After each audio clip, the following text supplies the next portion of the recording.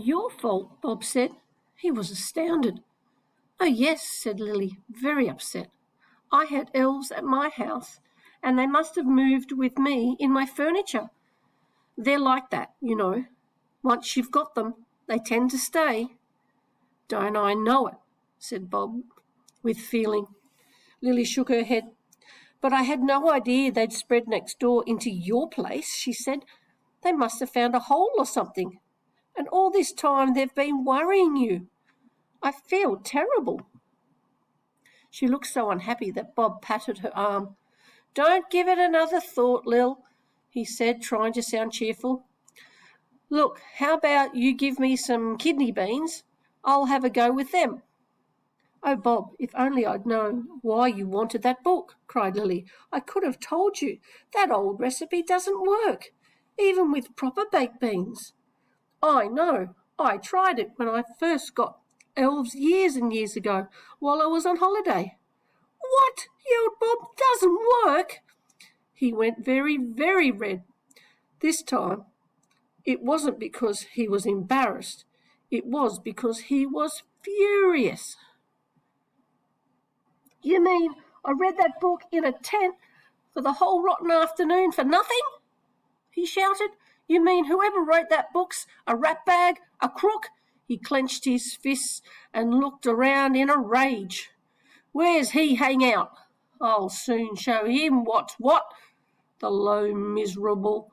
He wasn't usually violent, but he was quite upset.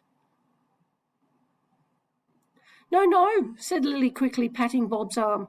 I'm sure the recipe used to work a long time ago, Bob, but the elves have got used to it. That's the trouble. These days it doesn't scare them at all. Is that right? Said Bob, staring. Lily nodded. Actually, mine quite like the mixture. On toast, she said. And they've learned the words of the curse off by heart. They've made them into a song. They often sing it to put their babies to sleep at night. It sounds quite sweet, really. Bob the Builder was a brave man, but he knew when he was beaten. Then I've had it, Lil, he said. I've shot me bolt. I've come to the end of the line. I'm up the creek without a paddle. In half an hour me mates are coming around for cards. They see those elves and I'll never live it down. Oh, well. He straightened his shoulders. That's life. Lily looked confused. But if your friends are the problem, why don't you just ask your elves to keep out of the way for a while, she said. Ask them?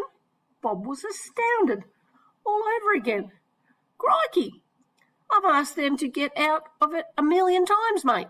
I've shouted and yelled till I'm black and in the face.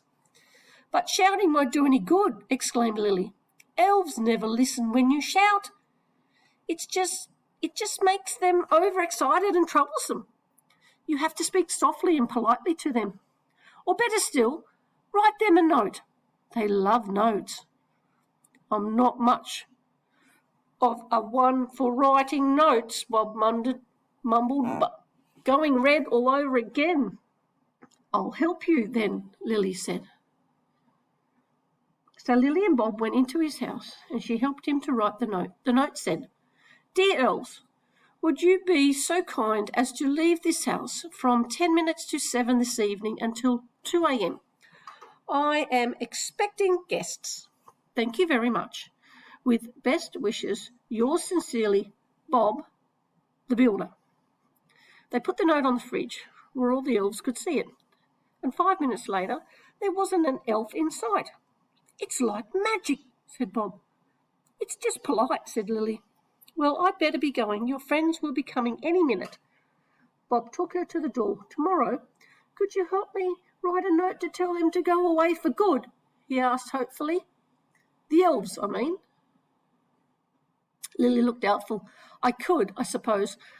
But are you sure you really want that, Bob?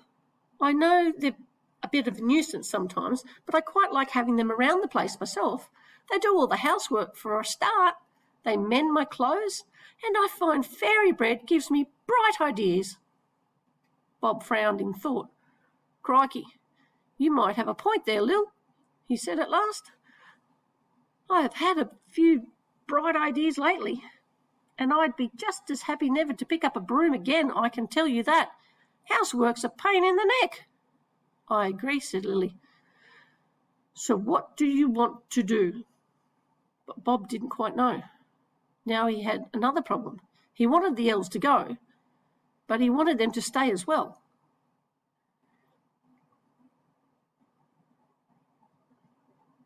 Bob's mates all arrived after that, so Bob and Lily couldn't talk anymore.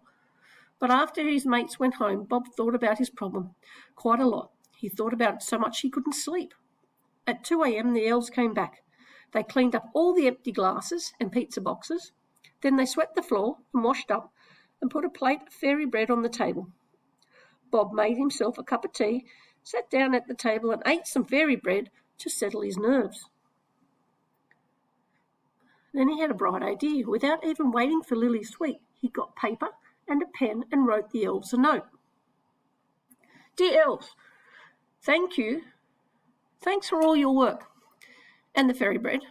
I really appreciate it. But if you want to stay in my house, please note the following rules. 1. Please don't clean my working boots. 2. Please don't polish my hard hat. 3. Please don't tie my hair in knots at night.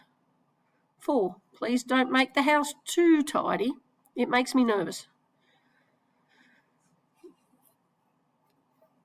5. Please note that I like Vegemite sandwiches for lunch, or tuna sandwiches or cheese, or peanut butter, not fairy bread or cakes. 6. Please leave the house between 7 o'clock and 2 a.m. on Saturday nights because I always have guests then. Thank you very much. With best wishes, yours sincerely, Bob the Builder." Bob put the note on the fridge and went to bed. And after that, there was no more trouble. Now that Bob wasn't shouting at them, the elves became quiet and very easy to live with. Sometimes they were so quiet that Bob didn't even know they were there, except that his house was always clean and tidy, but not too tidy. And none of his clothes had holes in them anymore. The elves obeyed all the rules Bob had written for them that night, so his mates had no more reason to laugh at him. And the Saturday card nights were always a great success. Bob's mates quite liked the house being a bit tidier. It was easier to find somewhere to sit, they said. And of course, Bob and Lily Sweet saw a lot of one another after all. They had plenty in common. Elves and baked beans and not liking housework for a start. They always had lunch together on Sundays. Sometimes they'd have it in Bob's house, sometimes in Lily's. Then they'd go for a walk in the park while the elves cleaned up. Bob wasn't much of a one for talking about his feelings, but after lunch one Sunday he knew the time had come. He worked out just what he was going to say. He ate a last piece of fairy bread to settle his nerves. Then he took Lily's hand across the table. "Lil," he said in a low voice, "you're a bonzer, Sheila. No elf could take your place." Lily went red. "No elf could take your place either, Bob," she whispered. "Who cares about money anyway?" Bob felt very, very happy. "How about we get hitched then?" he said. And Lily said that it was the brightest idea he'd ever had. So they got married, and Bob made their 2 little houses into one big one for them to share. The elves were very pleased. The renovations made a lot of mess, so they had plenty of work to do. And besides, being elves, there was nothing they liked better than a story with a happy ending.